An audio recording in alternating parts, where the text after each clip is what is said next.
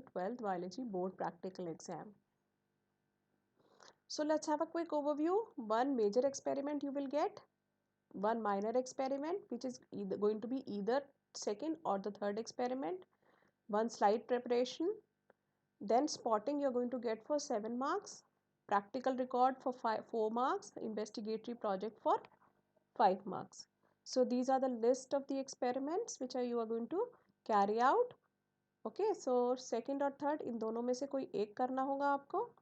Slide preparation आपको ये वाला या ये वाला इन दोनों में से कोई एक करना होगा, और मेजर एक्सपेरिमेंट जो है ये फिफ्थ ये करना होगा आपको. दैट मीन्स वन इन दोनों में से कोई एक और इन दोनों में से कोई एक.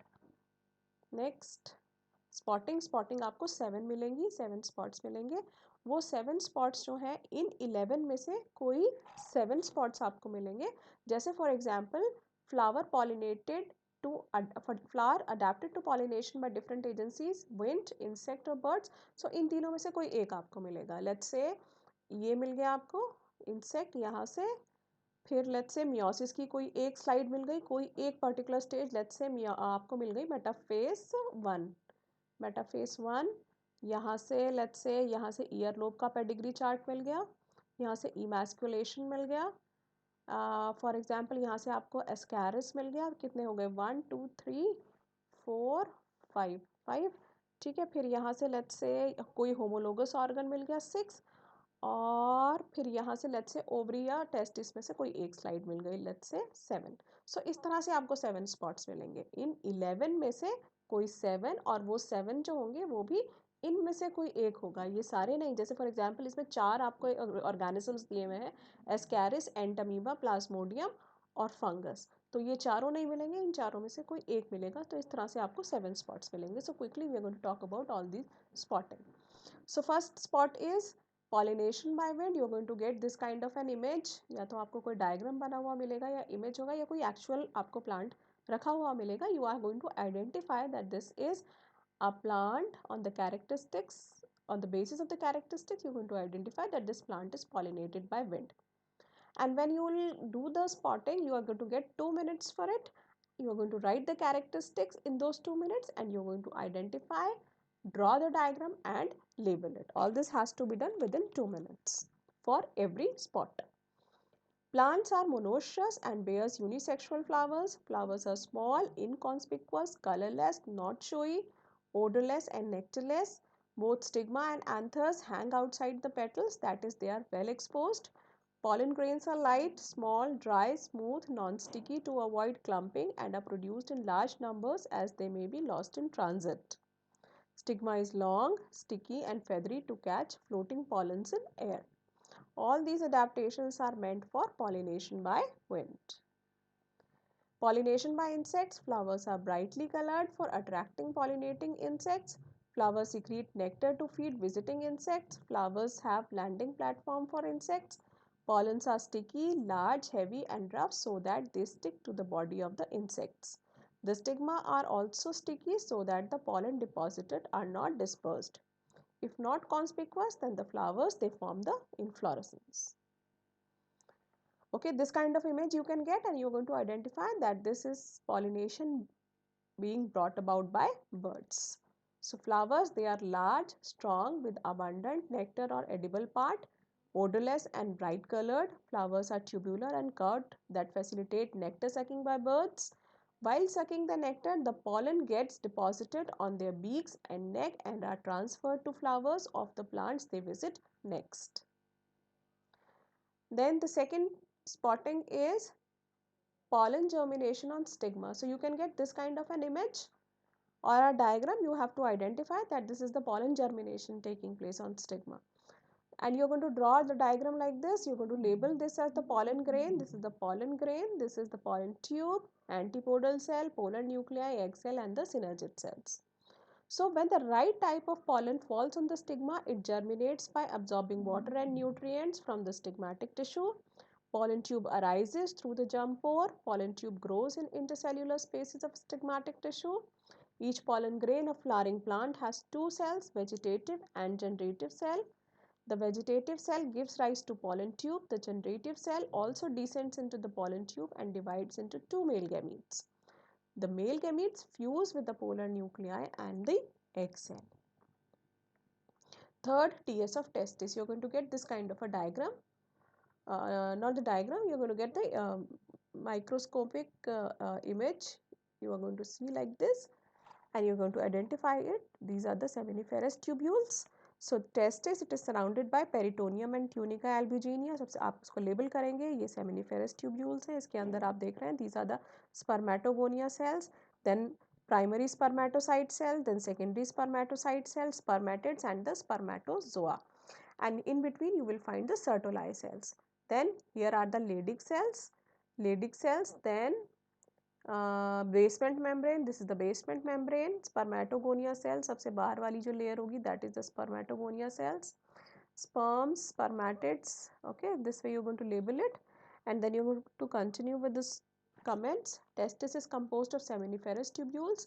Interstitial tissue contains Leydig cells secreting male sex hormone testosterone. Each seminiferous tubule is surrounded by a basement membrane lined by a germinal epithelium. The germinal epithelium consists of two types of cells, namely spermatogonia and Sertoli cells. Spermatogonia give rise to sperms. Sertoli cells are large, tall, columnar cells which nourish spermatozoa and secrete hormone called inhibin. Then LS of ovary, इस तरह की आपको microscope में एक slide लगी हुई मिलेगी, आप उसको आइडेंटिफाई करेंगे that this is the LS of ovary. Diagram you are going to draw in this manner. Primary follicle बनाएंगे, उसमें primary oocyte बनाएंगे आप. Then उसके चारों तरफ granulosa cells, okay, and then you're going to label the theca interna cells, the fluid filled antrum, cavity antrum. Then you're going to show ovulation, in which you will show that secondary oocyte is being released. Then corpus luteum and corpus albicans. So it is covered by cubical, germinal epithelium and tunica albuginea. Ovary contains outer dense layer called cortex and inner loose layer called medulla. Cortex contains many small and large spherical ovarian follicles containing primary and secondary oocytes. A full matured follicle is called as the Graafian follicle with a large central follicle cavity or the antrum. After ovulation, a ruptured follicle transforms into a yellowish solid mass of cell called the corpus luteum, which secrete the hormone progesterone. Next, meiosis. Any stage of meiosis you can get for identification. So this is prophase 1, in which you will show this is the leptotene stage of meiosis 1. Meiosis is basically divided into meiosis 1 and meiosis 2. Both these are further divided into prophase 1, metaphase 1, anaphase 1 and telophase 1, and meiosis 2 into same prophase 2, metaphase 2, anaphase 2 and telophase 2.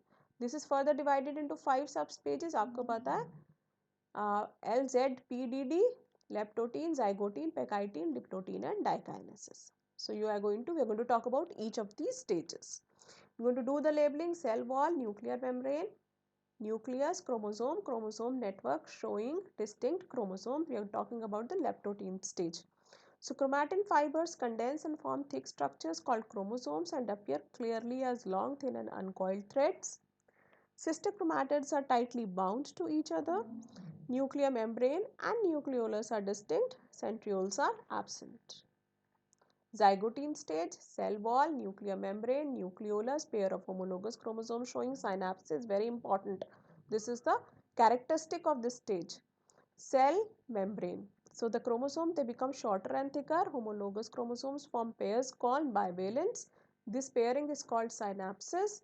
Chromatids are not visible. A fibrillar ladder-like organelle called the synaptonemal complex develops between the synapsed homologous chromosomes. जो homologous chromosomes हैं एक दूसरे के सामने आके इस तरह से arrange हो जाते हैं and they form the synapses. The individual of a pair are similar in length and in position of their centromere. Pectine stage, cell wall, nuclear membrane, pair of sister chromatids, centromere, nucleolus, non-sister chromatids of homologous chromosomes showing crossing over. So basically crossing over is the characteristic of Pectine stage. कुछ लिखे ना लिखे लेकिन ये जरूर लिखिएगा कि crossing over होता है इस स्टेज पे। Synapse chromosomes continue to become short and thick. Chromatids of each synapse chromosome slightly separate and become visible. Two chromatids of chromosome are called as dyad. A group of four homologous chromatids, that is two dyads, is called as a tetrad. देखिए ये इस तरह से ये tetrad बन गया। ये होते हैं ये, और ये हो गए सिस्टर क्रोमैटिड्स, ये और ये। इसको अगर हम इससे कंपेयर करें, ये these are the non sister chromatids. So two chromatids of same chromosome are called as the sister chromatids, and those of two homologous chromosomes are termed as the non-sister chromatids. Crossing over takes place, that is the exchange of equal segments of non-sister chromatids belonging to homologous chromosomes. So pectine chromosomes are long. This stage is considered more suitable for the study of chromosome morphology. Chromosome का structure अगर हमें study करना है तो उसके लिए ये best stage होती है। ठीक है, इस तरह से दोनों क्रोमोसोम्स के जो नॉन सिस्टर क्रोमैटिड्स होते हैं उनके बीच में एक्सचेंज होता है सेगमेंट्स का। Then diplotin stage, this is the cell wall, nuclear membrane, nucleolus, centromere, chiasma and cell membrane. Here chiasma is the important characteristic of this particular stage. So that cross like structure, what is chiasma? जो cross like structure बनता है crossing over के बाद में, that is called as the chiasma. So the two chromosomes of each bivalent move away and homologous chromosomes are held together at one or more points called chiasmata. The homologous chromosomes start separating. This separation is called as disjunction. However, the bivalents remain associated at chiasmata. The chiasmata mark the site where crossing over occurred during pectine. Chiasmata begins to be displaced along the length of chromosome and finally slips off at the ends of chromosomes. The nucleolus and the nuclear membrane begin to disappear towards the end of diplotin. Dikinesis, cell wall, nuclear membrane, homologous chromosome showing chiasma and terminalization, cell membrane. तो ये इसका important characteristic है diakinesis का, कि इसमें terminalisation होता है काइजमेटा का। टर्मिनलाइजेशन का मतलब कि वो काइजमेटा टिप पे आ जाता है, स्लिप ऑफ करते करते टिप पे आ जाता है और फाइनली सेपरेट हो जाता है। So homologous chromosomes appear thicker, nucleolus and nuclear membrane disappear and spindle begins to form. Chromosomes become more contracted. Bivalents are more evenly distributed in the nucleus and migrate towards the periphery. Homologous chromosomes remain in contact with each other by terminal chiasmata. Then prophase 1 complete हो गई इस पांचों stage. फिर उसके बाद है metaphase 1। इसमें है cell wall, spindle fibre, homologous chromosomes arranged on the equator. ये इंपॉर्टेंट कैरेक्टरिस्टिक होती है मेटाफेज की, कि जो होमोलोगस क्रोमोसोम्स होते हैं वो अपने आप को सेंटर पे जो इक्वेटोरियल प्लेन होता है वहाँ पे आके अरेंज कर लेते हैं। Spindle fibres you can see, cell membrane and this is the pole. The bivalent homologous chromosomes arrange themselves at the equator of the spindle. Chromosomes become more condensed. Spindle formation takes place. The spindle fibers gets attached to the homologous pair of chromosomes on their centromere with the help of kinetochores. The pairs move to the equator plates. Their movement is called congregation. Anaphase 1, इसमें देखिए ये pole cell है, cell wall है, separation of homologous chromosomes due to contraction of spindle fibre. This is the important point here. ये spindle fibre है, ये cell membrane है। ठीक है, यहाँ पे ये सेपरेट होने हो लगते हैं जो होमोलोगस क्रोमोसोम्स होते हैं। So two chromosomes of each bivalent move to opposite pole. Each pole has half the chromosomes with two chromatids each. The movement of chromosomes of a bivalent from equatorial plate to the poles take place. तो equatorial plate से the chromosome they start to move away towards the pole.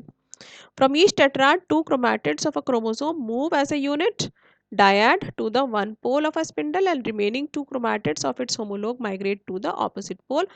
और इस तरह से जिस ये chromatid इस इधर की साइड मूव कर रहा है, this chromatid it is moving to this side, so there is separation, the number of chromosomes is getting reduced. This is the characteristic of meiosis. आपको पता है meiosis में number of chromosomes reduce हो जाते हैं half में.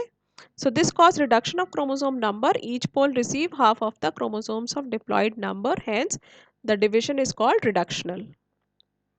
Telophase 1, cell wall. अब यहाँ पे जो chromosomes हैं वो already पहुँच चुके हैं अलग अलग पोल्स पे. So daughter nucleus will have the number of Parental chromosomes, chromatin, you can see cell plate formation हो रहा है. We are talking about the division of a plant cell. So the cell wall, cell plate formation is taking place. Then nuclear membrane, you can see nucleolus and the cell membrane. So the chromosomes reach poles. Chromosome at each pole uncoil and elongate. Nucleolus and the nuclear membrane reappear. Cytokinesis, that means the division of the cytoplasm always also takes place. It occurs to form two daughter cells and the spindle rays gradually disappear. So now we are going to talk about meiosis two. Meiosis two में क्या होगा, पहले profess फिर metaphase होगा. इस तरह से equator पे अलाइन कर लेंगे क्रोमोसोम्स अपने आप को. एनाफेस में वो सेपरेट हो जाएंगे. टीलोफेस में finally they will reach to different poles और 4 सेल्स बन जाएंगी. ठीक है, this is called as the tetrad. So prophase two, cell wall you can see, nuclear membrane and nucleolus disappear हो जाता है. Cell plate you can see daughter nucleus with disappearing nuclear membrane and nucleolus and the cell membrane. So chromatids in a dyad are quite separate in the region of centromeres. Shortening and thickening of chromatids takes place. Formation of the spindle fibers start. Chromosomes of daughter cells begin to condense and thick and become thick. Nuclear membrane and the nucleolus begin to disappear. Metaphase 2, cell wall. Chromosomes arranged on the equatorial plate. ठीक है, basically आपको दो sales दिखाई जा रही हैं. तो यहाँ पे भी इक्वेटोरियल प्लेन पे हैं क्रोमोसोम्स और यहाँ पर भी. So these are the chromosome. This is the centromere in the center of the chromosome, spindle fiber, pole, and the cell membrane. The chromatids gets arranged along the equatorial plane. Chromatids lie in the center and their arms radiate towards the opposite poles. The centromere divide into two and the two chromatids separate.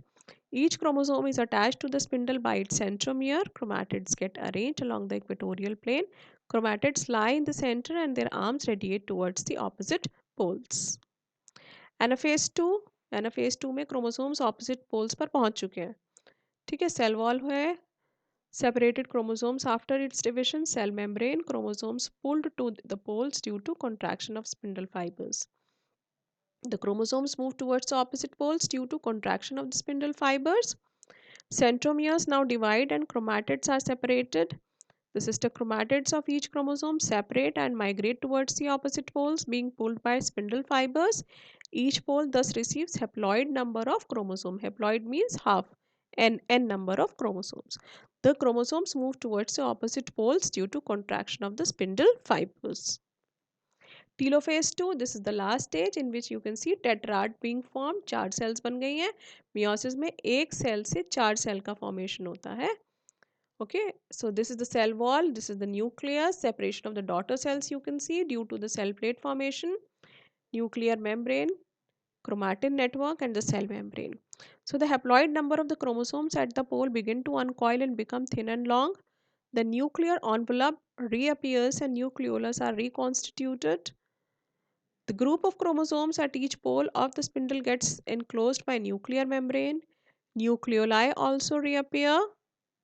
The arms of the chromatids get uncoiled, astral rays and the spindles also disappear. Cytokinesis occurs and 4 haploid daughter cells are formed from each parent. तो एक diploid cell से 4 haploid cells बनती हैं meiosis में. Next blastula. Next part है blastula. आपको इस तरह से कोई इमेज दी जाएगी, आपको आइडेंटिफाई करना है उसको, और या फिर कोई इस तरह से स्ट्रक्चर आपको दिया जाएगा जिसमें सेल्स आपको शो की जाएंगी. माइक्रोस्कोप में कुछ ऐसा स्ट्रक्चर आपको नजर आएगा. You're going to identify that this is blastula.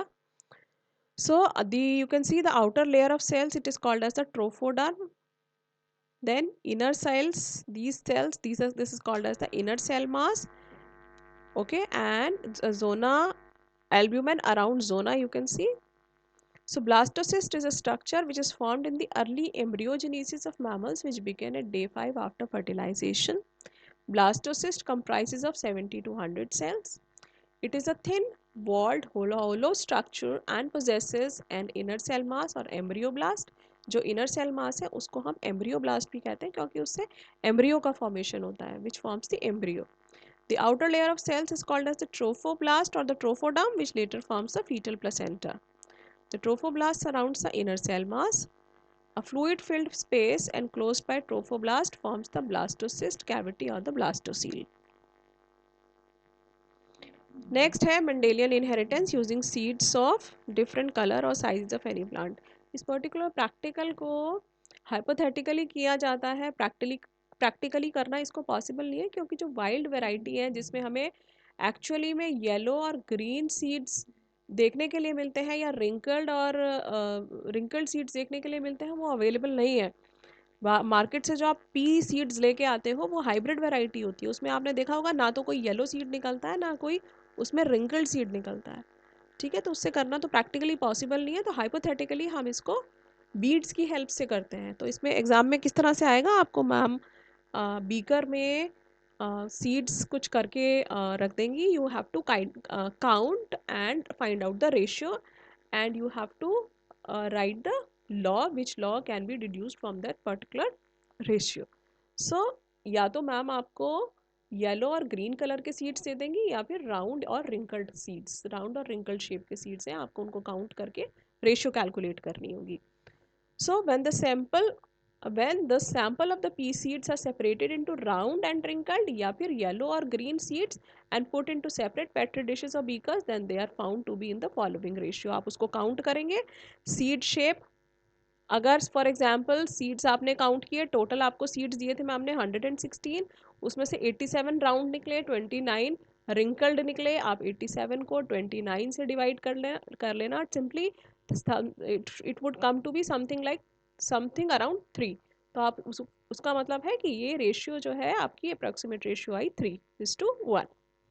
अच्छा, सीड कलर के लिए अगर मैम आपको येलो और ग्रीन कलर के सीड्स देंगी, so you are going to count the total number of seeds, जिसमें से आप येलो सीड सेपरेट कर लेंगे, ग्रीन सीड सेपरेट कर लेंगे, इनकी रेशियो कैलकुलेट करेंगे. कैसे करते हैं रेशियो कैलकुलेट, 82 को 28 से डिवाइड कर लो, ये 3 के अराउंड समथिंग आएगा, तो ratio is 3:1.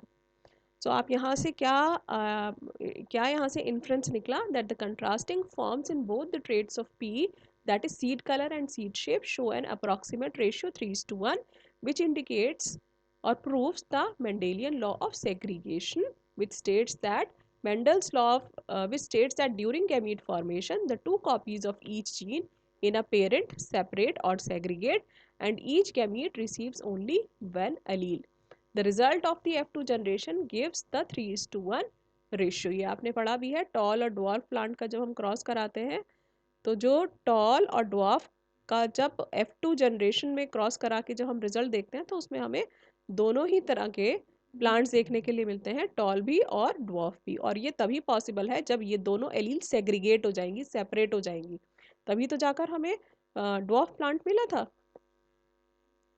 Next, rolling of tongue. अब इस तरह का आपको पेडिग्री चार्ट दे दिया जाएगा. यू हैव टू आइडेंटिफाई, या तो आपको आइडेंटिफाई करना होगा कि ये किस तरह का डिसऑर्डर है, और उसके साथ साथ आपको किसी का भी जीनोटाइप पूछ लिया जाएगा. मैम ऐसे लिख देंगी आपको कि सेकंड के थर्ड का जीनोटाइप कैलकुलेट करके बताओ, सेकंड के थर्ड ऑर्गेनिज्म या फिर थर्ड का sixth organism. For example third का सिक्स्थ ऑर्गेनिज्म जो है उसका आपको जीनोटाइप बताना है. ठीक है, तो सबसे पहले ये जो पेडिग्री चार्ट है इसमें हम देख रहे हैं जो फर्स्ट जनरेशन है और सेकंड जनरेशन, थर्ड जनरेशन, इन तीनों जनरेशन्स में हम अफेक्टेड इंडिविजुअल देख रहे हैं. इसका मतलब ये एक ऑटोसोमल डोमिनेंट ट्रेट है. तो सबसे पहले आप तो यही लिखेंगे कि the pedigree chart it shows the autosomal dominant trait. अब इसका जीनोटाइप हम कैसे कैलकुलेट करेंगे, सबसे पहले जो नॉन रोलर फीमेल है यहाँ पे शो की गई है with a blank circle. Roller female it's shown with the help of a shaded circle. Non-roller male is shown with the help of a square which is non-shaded, and roller male is shown with the help of a square which is shaded. Non-roller जो है वो एक recessive characteristic है, small are से represent करते हैं, और rollers जो हैं वो capital R homozygous dominant condition और हिट्रोजाइगस दोनों ही कंडीशन में जो इंडिविजुअल होता है वो रोलर होता है. ठीक है, इसकी जो डिटेल्ड वीडियो है इस पर्टिकुलर स्पॉटिंग की मैंने अलग से भी अपलोड की हुई है, you can check in the playlist. ठीक है, here briefly we are going to talk about it. ठीक है, तो सबसे पहले जो नॉन रोलर हैं जिनको हम अनशेडेड मतलब ब्लैंक से रिप्रेजेंट कर रहे हैं, सबसे पहले उसको लेबल कर लेते हैं स्मॉल आर, क्योंकि उसकी कोई और पॉसिबिलिटी है ही नहीं, एक ही पॉसिबिलिटी है, तो सबसे पहले हम उसी को ही लेबल कर लेते हैं स्मॉल आर।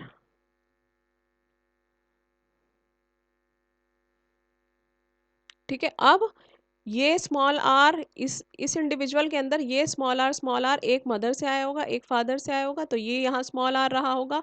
ये अफेक्टेड है तो इसका मतलब यहाँ ये कैपिटल आर रहा होगा, यहाँ ये कैपिटल आर स्मॉल आर रहा होगा, क्योंकि दो कैपिटल आर साथ में नहीं आ सकते, क्योंकि यहाँ एक स्मॉल आर है मदर के पास, तो एक फादर से एलील आई होगी, एक मदर से।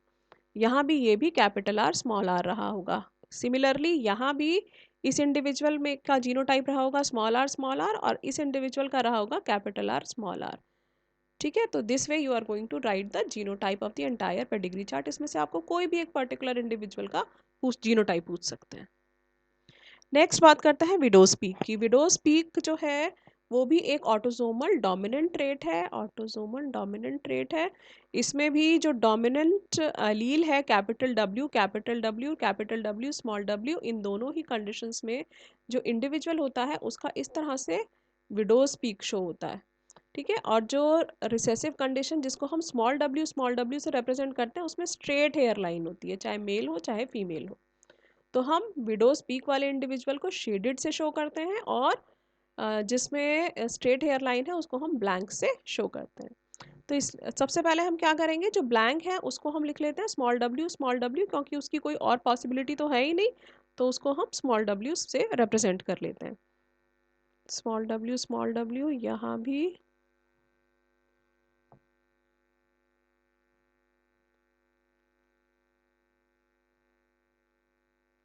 ठीक है, अब यहाँ पे ये इंडिविजुअल के पास स्मॉल डब्ल्यू, इसका मतलब एक मदर से आया होगा एक अलील, दूसरा अलील फादर से आया होगा। फादर का विडो स्पीक है, इसका मतलब उसके पास दूसरी अलील कैपिटल डब्ल्यू रही होगी, और इन दोनों बच्चों में भी एक कैपिटल डब्ल्यू होगी अलील, दूसरी स्मॉल डब्ल्यू, क्योंकि ये दोनों ही विडो स्पीक शो कर रहे हैं।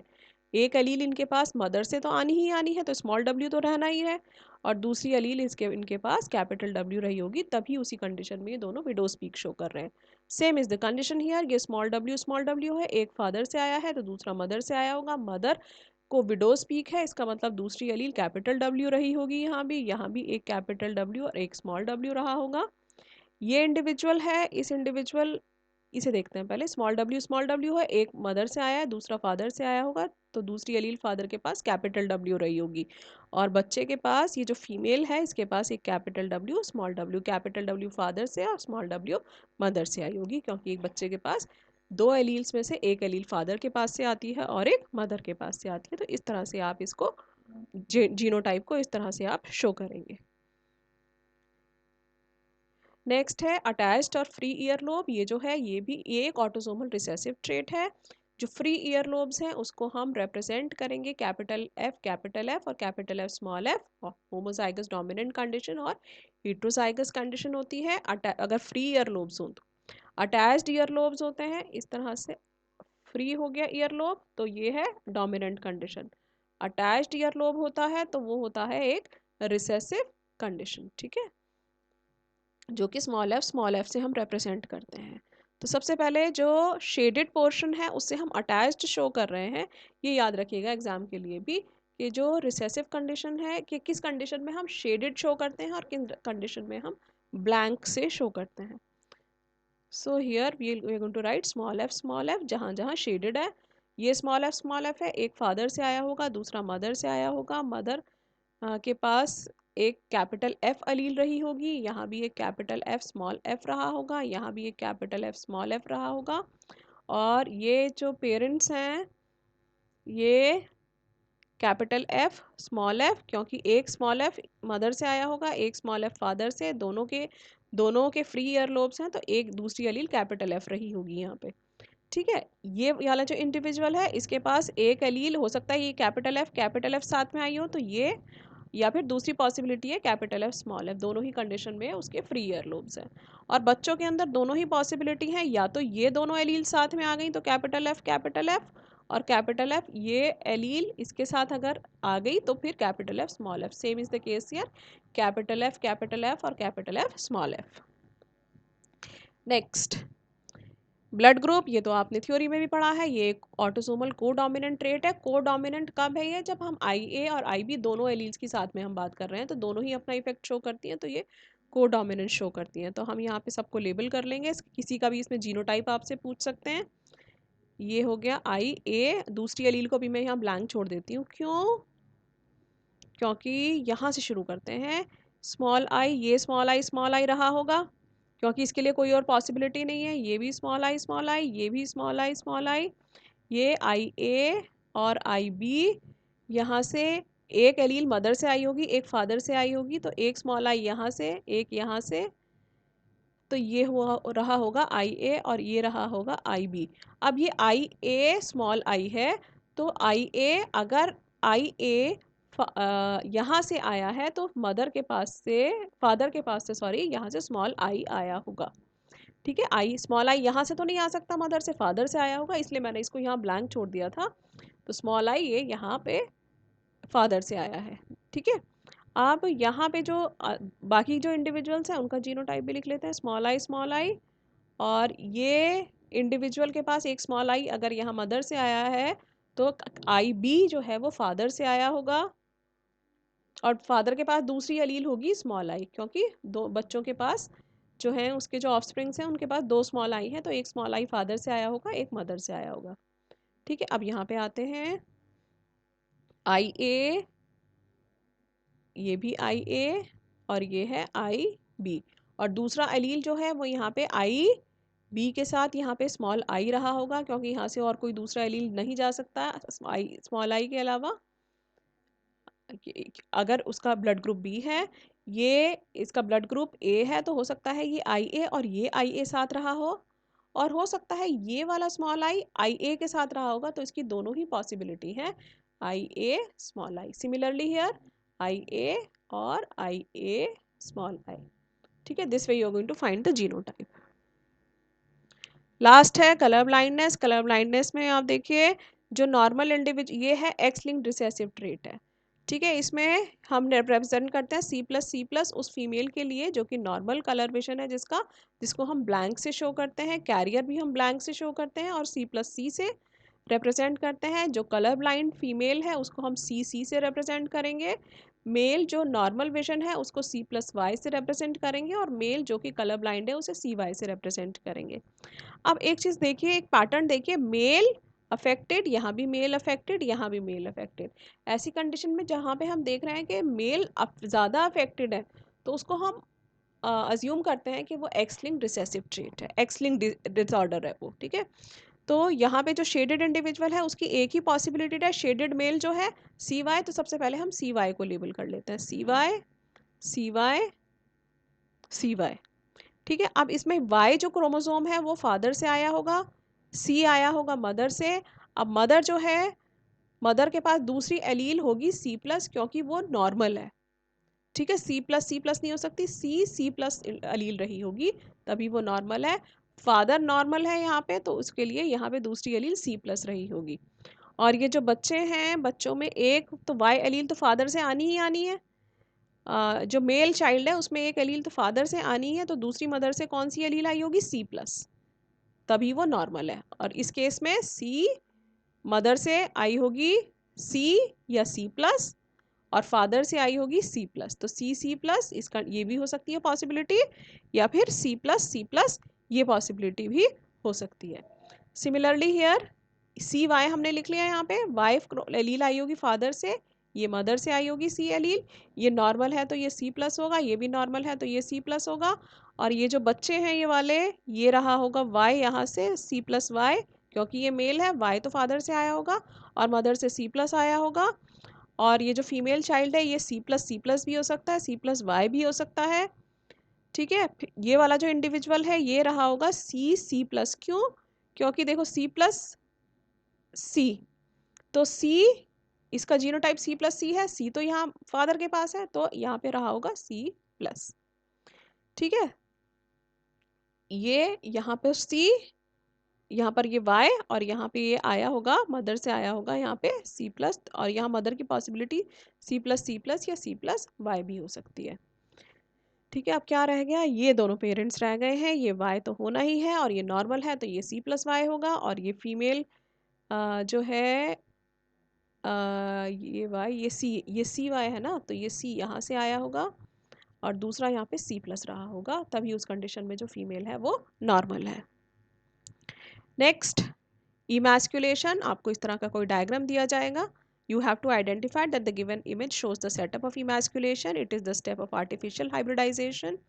Emasculation is the process of removal of anthers before maturation of stamens. It is done to prevent self-pollination. It is done with the help of forceps or scissor. In unisexual flowers, emasculation is not required.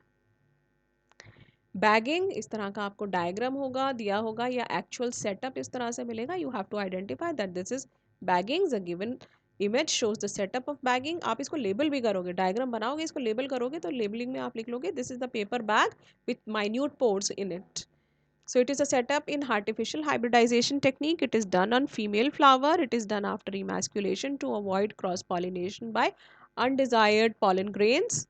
Rebagging is done after dusting desired pollen grains on the receptive stigma of the female flower. ये tagging है, इस तरह से इसमें ये tag लगा हुआ है और इस टैग के ऊपर इंफॉर्मेशन लिखी होती है जो भी इमैस्कुलेशन और क्रॉस पॉलिनेशन की जो एक्सरसाइज हुई है उसके बारे में। So the given image shows the setup of tagging. It is a step in artificial hybridisation. It is done after emasculation to write details about artificial hybridization experiment. It contains the following information: number referring to the field record, date of emasculation, date of crossing or pollination, name of the female plant, then cross sign and the male parent इस तरह से, and then name of the breeder. Next है 4 organisms हैं जो कि disease cause करते हैं, तो आप उनको आइडेंटिफाई करके जो डिजीज होती है उसके सिम्टम्स लिखने होते हैं। तो सिम्टम्स ज़रूरी लिखने होते हैं, याद रखिएगा। जो डिजीज कॉज कर रहा है वो ऑर्गेनिज्म, उसके सिम्टम्स लिखने।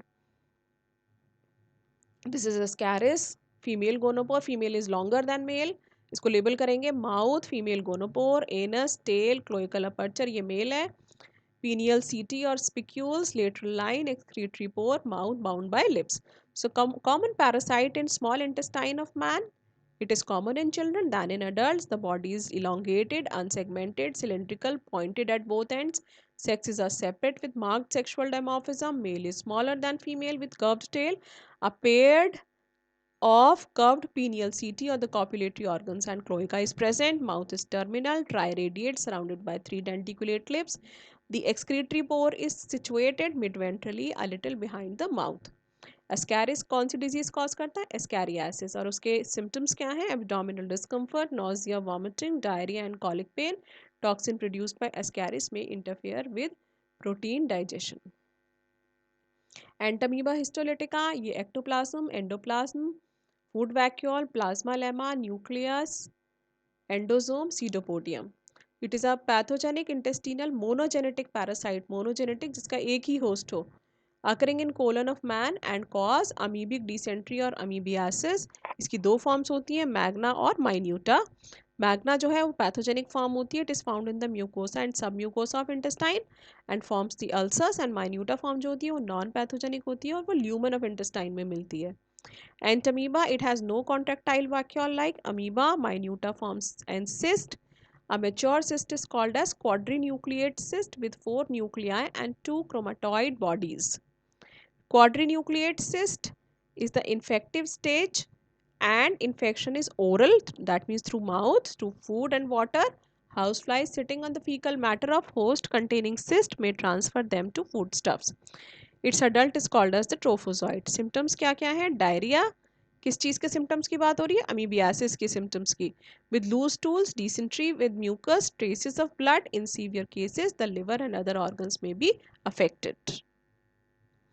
प्लाज्मोडियम, इस तरह की आपको स्लाइड माइक्रोस्कोप में लगी हुई मिलेगी, आप आइडेंटिफाई करेंगे कि ये प्लाज्मोडियम है। ये आपने थ्योरी में भी पढ़ा है। इस तरह से आप उसमें शो करेंगे कि लिवर में एंटर करता है ये, ठीक है। जब ह्यूमन बीइंग को कोई मस्कीटो, फीमेल एनोफिलीज मस्कीटो उसको बाइट करेगा तो स्पोरोजाइट लिवर में जाएगी, वहाँ मल्टीप्लाई होंगे, मल्टीप्लाई वहाँ पे एसेक्सुअल, फिर वो वहाँ से वो ब्लड सेल्स में एंटर करेगा, गैमीटोसाइट्स बनेंगी। फिर फीमेल एनोफिलीज मॉस्किटो फिर से बाइट करेगा तो गैमीटोसाइट उसकी बॉडी में जाएंगी, बॉडी में जाके वहाँ पे फ्यूजन होगा जो गैमीट्स हैं उनका और जाइगोट का फॉर्मेशन होगा, ठीक है। So it is intracellular pathogenic blood parasite of man and other vertebrates. Life history is completed in two hosts, man and female.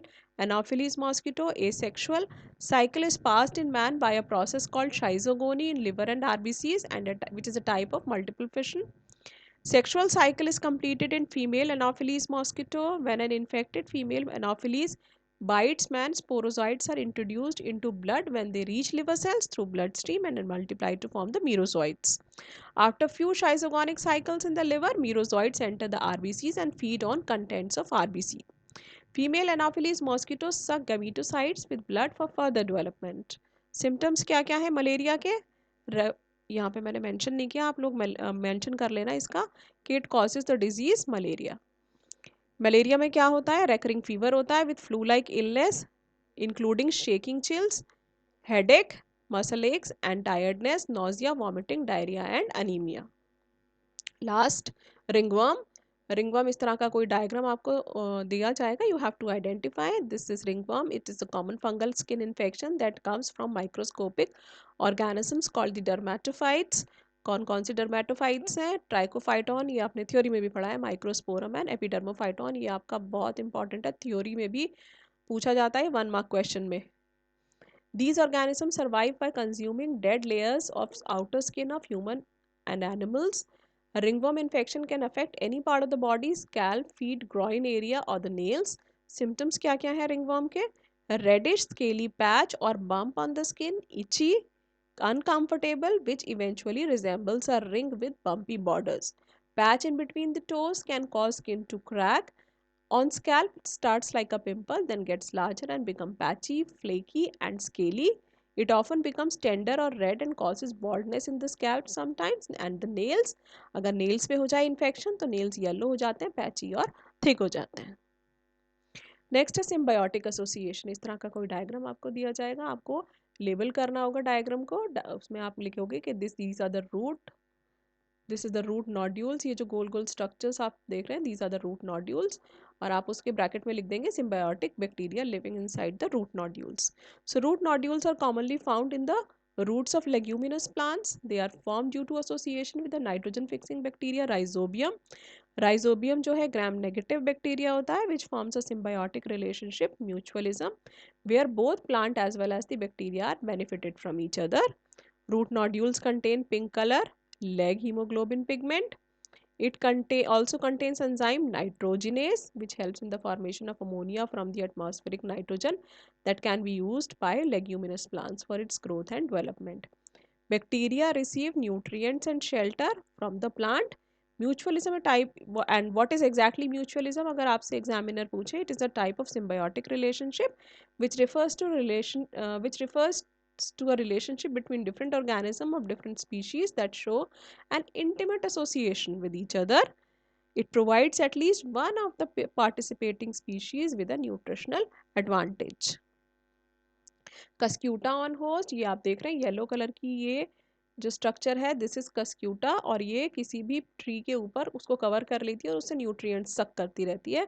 Cuscuta, it is also called as dodder और अमरबेल. It is a parasitic plant which is an ectoparasite that is commonly found growing on hedge plants, has lost its chlorophyll and leaves in the course of evolution.